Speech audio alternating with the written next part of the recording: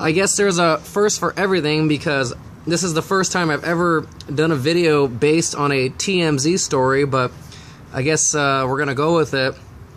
Now, I'm a huge basketball fan. It's not something I talk about very much in my videos. And living in Southern California, I've grown up a Clipper fan, so I am very familiar with this evil old bastard named Donald Sterling. Now, when I first heard about what he had said, I didn't really hear much about it. My wife more or less said, oh, he said this and that. And before she even told me, I said, oh, what racist thing did he say today? And not to be insulting to anybody, but when I first heard about it, I didn't really think it was much of a big deal, only because he has a history of doing this of over 20 years that I've been following him and his team. So to me, this is nothing new. I mean, he says racist things all the time. So to me, this was just another one on the list. So I really didn't think much of it until I started reading this stuff. And what he said was pretty horrible. So I definitely, it is a big deal what he said. And it's, you know, not a good thing. But what I see certain people trying to do with this is wrong. And I'm going to show some of the hypocrisy. So you have Al Sharpton is saying that the NBA should take the Clippers from Sterling, and this is why they're jumping on this, because if you've followed the news lately and you've seen all the things they've been talking about with hate crimes and thought crime for that matter, they want to make it they want to criminalize speech. They want to criminalize the First Amendment. They don't want you to have the ability to say whatever you want, and they're going to set a very dangerous precedent if they actually do find a way to either take the team from him or they force him to step down or sell the team, because in America, you should be allowed to say whatever you want, no matter how horrible it is. It's up to the fans to vote with their wallets. If they don't want to watch the game, if they don't want to buy the tickets or support the team, that's fine. That's the choice of the fans. However, the government or the NBA, under no circumstances, should be allowed to revoke the team from the owner, just the way any private individual who owns a business should not be forced to lose his business over comments. And it's just like this whole thing with Mozilla, where this guy was forced to step down because of something he said 6 years ago about gay marriage, even though Barack Obama ran in 2008 being against gay marriage. He's not forced to step down from the presidency. So it's all hypocrisy.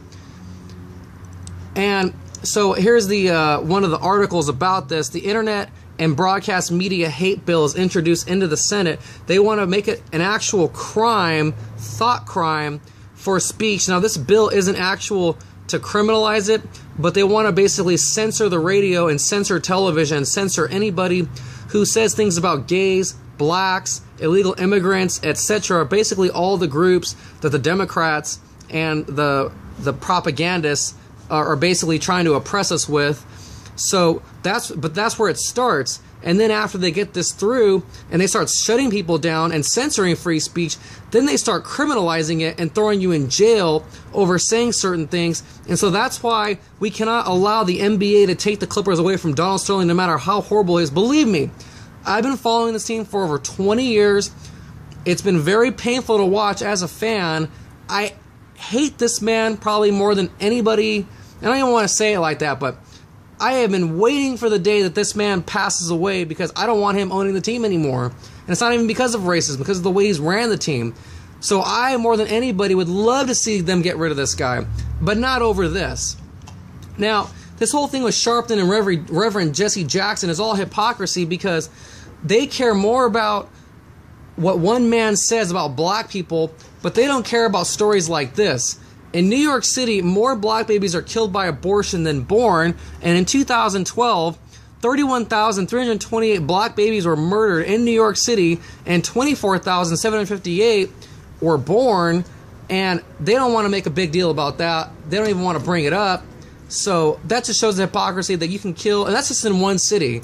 This is going on nationwide, and the fact that they put intentionally more Planned Parenthood abortion clinics in the black neighborhoods than they do in other neighborhoods, but they don't want to talk about that. That's not a big deal to them, because they're for abortion. They're for the killing of black babies, and if you go really deep into it, they actually want to keep the black people down. Jesse Jackson and Al Sharpton are not for bringing the black people up. That's why they have all these stupid things that they try to promote, and they want to promote welfare and promote not having a job and promote being on food stamps. And it's just all race baiting with these people. It's not about bringing people together or bringing people up. And just the last real quick. So like it says here, for progressives, thought crime is worse than mass murder. And this actually has nothing to do with this whole story with Donald Sterling. This actually has to do with the Bundy Ranch situation. But this is another example. Donald Sterling saying things about black people is worse to Jesse Jackson and Al Sharpton than the actual killing of black babies in New York, where in this story it shows that more were killed than born in a single year. So, you know, Donald Sterling is an evil, putrid, decrepit man. I mean, just look at his picture here. But he is not. He should not lose his team over something he said privately that happened to be recorded. So, like I said, in America, you should not be forced to lose your livelihood because you have an opinion on something, no matter how wrong or bad it is.